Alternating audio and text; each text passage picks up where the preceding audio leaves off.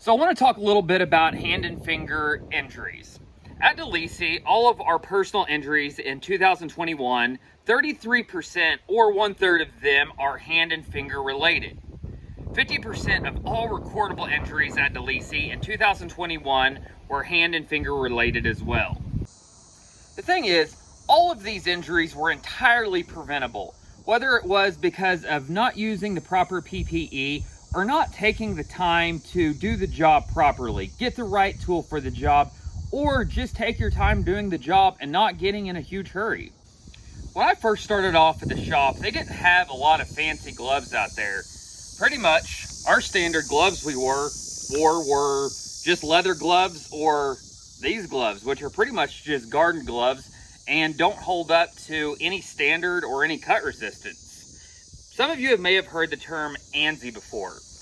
And what does that actually mean and what does that stand for? So ANSI stands for American National Standard Institute, which basically gives all gloves a cut rating. Now how they do that, they put the gloves under a certain amount of weight with a very sharp blade and run those gloves under the blade and see what weights it takes to actually cut the gloves. So today I've created kind of a demonstration to show you what gloves can take what weights and what are more cut resistant than others. So we're going to test out these gloves, and I have a few different kinds here. I have just your regular standard garden glove. You would just use this kind of in the dirt just to keep your hands clean, more or less. I have kind of the old school standard gloves here that I just showed you. They're not even real leather. I also have level 1 cut resistance, level 3 cut resistance, and a level 5 cut resistance. And then I also got a pair of these, which these are pretty cool looking gloves. They're kind of just mechanics gloves. They have the smart swipe on them so you can operate your smartphone. Pretty nice gloves actually. They didn't actually come with a cut rating on them, so we're just gonna kind of test them out and see what they do. So we're gonna go ahead and start off with just the regular garden glove. Shouldn't have any cut resistance to it. I'm gonna go ahead and place the razor blade on the glove, and I've weighed out rocks already just to make this video a little bit quicker, but this is 500 grams. So as you can see, I just have 3 rocks here, not a whole lot of weight. So I'm just going to pull this glove out and see what it does. And as you can see, there's almost no cut resistance at all. In fact, I'm gonna try this just with no weight in there, just the weight of this plastic coffee can, and see what happens.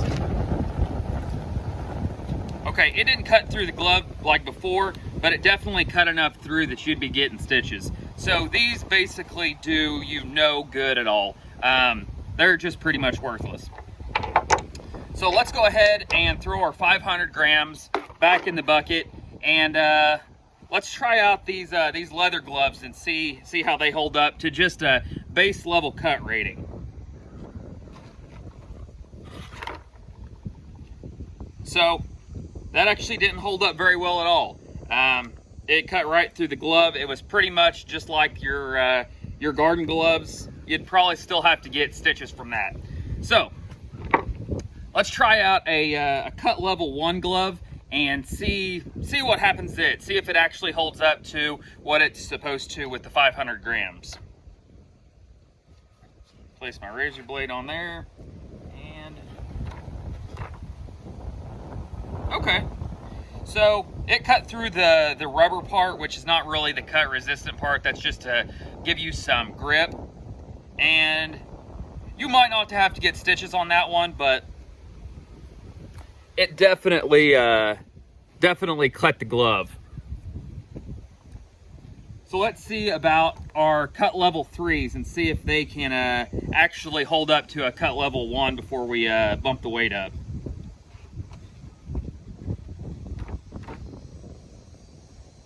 Okay. So that did pretty good. It just cut through the plastic, but it didn't cut through the actual material itself. I'm gonna take our 500 grams out, and with a cut level 3, it requires 1,500 grams. So I have these rocks measured out to 1,500 grams. I'm gonna go ahead and put those in there. And we have our cut level 3 glove again. We're gonna go ahead and try that same test. All right, here we go. Yep, kind of messed up.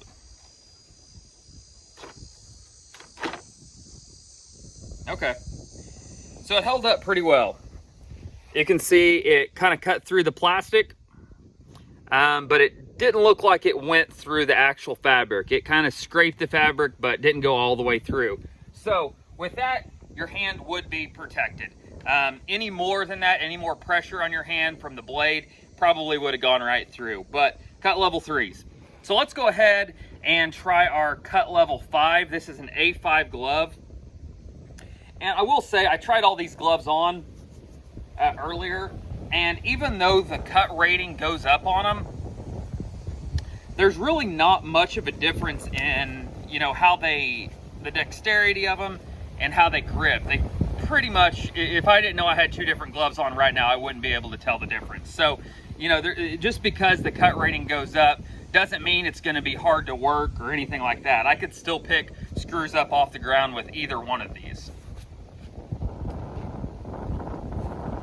All right, so let's give this one a shot. So for a cut level 5, it requires 3,000 grams, which is quite a bit more. So I have a bucket here measured out with 3,000 grams of rocks. Go ahead and put those in there. See what this can do.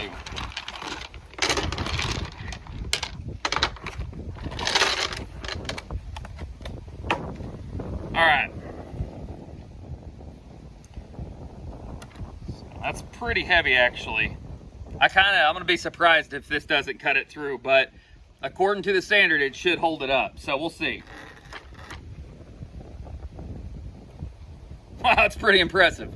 All right, so definitely cut through the plastic, but again, the rubber part's really just for grip. It's really about the fabric. But as you can see the fabric on the inside, but it definitely did not cut through. My hand would have been just fine in there. So that kind of shows you what you're looking for when it comes to gloves. If you're going to be working with, you know, just in your garden, get the cheap gloves. I threw it back there. Get the cheap rubber gloves. They do great at, you know, keeping your hands from getting calloused or messed up. But if you're going to be working in like a weld shop where there's sharp edges, or if you're going to be using a razor blade, a knife like this, maybe to cut anything, you need to wear the proper PPE, and that's the proper hand protection for the job itself. So that was pretty cool seeing what different gloves can hold up, but I want to see what they can really hold up to and take it up to the next level. So I don't want to let you guys down, and I want to put these to the maximum test possible. So we're going to start out with our A5. Remember the glove that we couldn't cut through, and we're going to see how it holds up to a little explosives. Pretty much just going to tape it around like that, and we're going to set it off and see if it can actually hold up.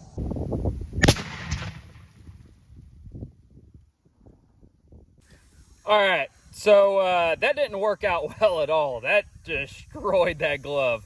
There's literally nothing left. So this time, just because, I'm just gonna set it on top. I'm not gonna tape it to it or anything. I think that might have been the problem. So we'll see what happens. We'll see if it destroys it or if it survives, but I don't really think it has a good shot.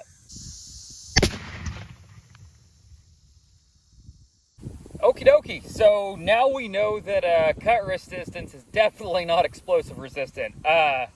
All that survived that one was a pinky finger. Yeah, don't hold that crap while you're shooting it off. I don't think it's a good idea. But what we do know is that these gloves are cut resistant, and that's what they're supposed to be, nothing more. So make sure you have the proper PPE in whatever you're doing. But if you're using sharp edges, if you're using razor blades, knives, anything like that that could potentially leave a laceration or cut your hand, leading to stitches, make for sure you have the right PPE. if you need gloves at your facility or whatever plant you're from, make sure you get with your supervisor and have a discussion on what the proper glove you need is. And if you have any problems finding the gloves, be sure and contact the HSE department, and we'd be more than happy to come out and assess the job you're doing and get you the right gloves for the job. As you know from before, we have a lot of hand and finger injuries, and they're completely avoidable if we wear the right PPE. So let's stop, slow down a little bit, talk about it, and get you guys the gloves that you need to do the job. So I'm here with a little bonus footage, mainly because I forgot to try out the Milwaukee gloves and see how they hold up to cut resistance and see if we can destroy them. These are some pretty nice gloves. They're not super cheap, so I'm going to go ahead and destroy them so that you guys don't have to. Now, I have enough weight in here for a cut level 2, so that's about 1,500 grams. And we're going to go ahead and start out with that and see what happens.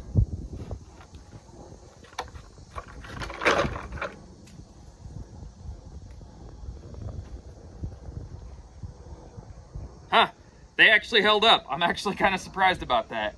Let's see if we can throw another 1,500 on there and take it up to a cut level 5.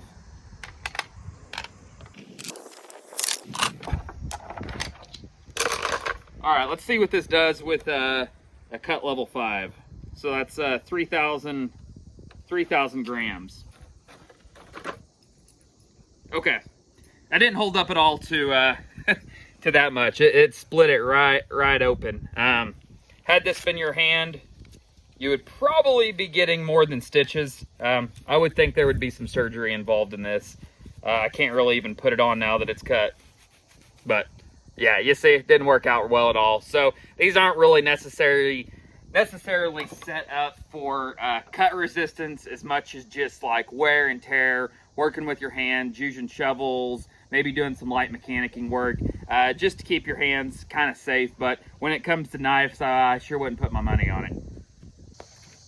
Okay, so let's see how this holds up to just kind of some blunt force with a little sharp edge on there, which that's a pretty sharp edge.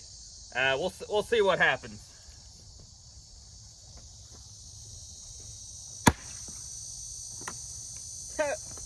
Yeah, that didn't work either.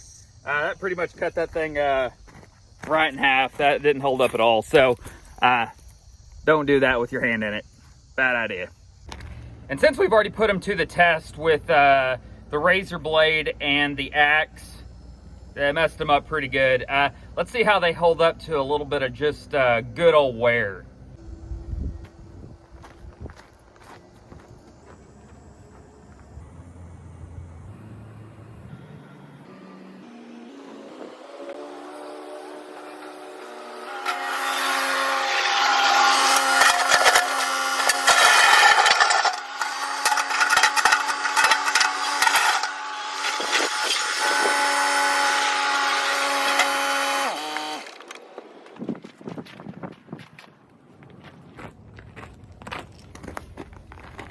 Okay, so I ran over him several times, drug him with the front end up, and honestly, the only wear I can still see is where it was cut. So if you're going to use these for just your everyday work, kind of just labor work, using a shovel, doing mechanics work, anything like that that really doesn't require a sharp edge or anything that could cut you, these things are the way to go. That was actually pretty impressive. I was kind of expecting to see like a hole or something like that in them, but there's literally nothing except for where we cut it. So again, the right PPE for the job. There's tons of PPE out there. It's for different uses, so make sure you find the right one for you for the job that you're doing. Okay, so what would a safety video be if we didn't cook a hot dog? So what I have is the Milwaukee glove, what's left of it, but we're gonna go ahead and we're gonna use the thumb because it's not damaged yet. And I'm just gonna stick this wiener inside this glove. We're just gonna kind of cram it in there like that and hang it on this T-post.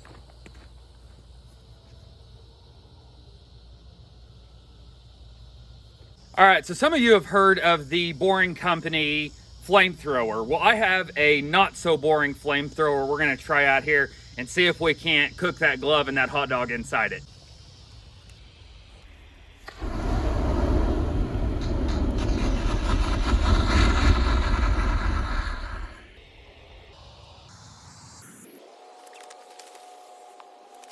Okay, so we got a nice char on our hot dog.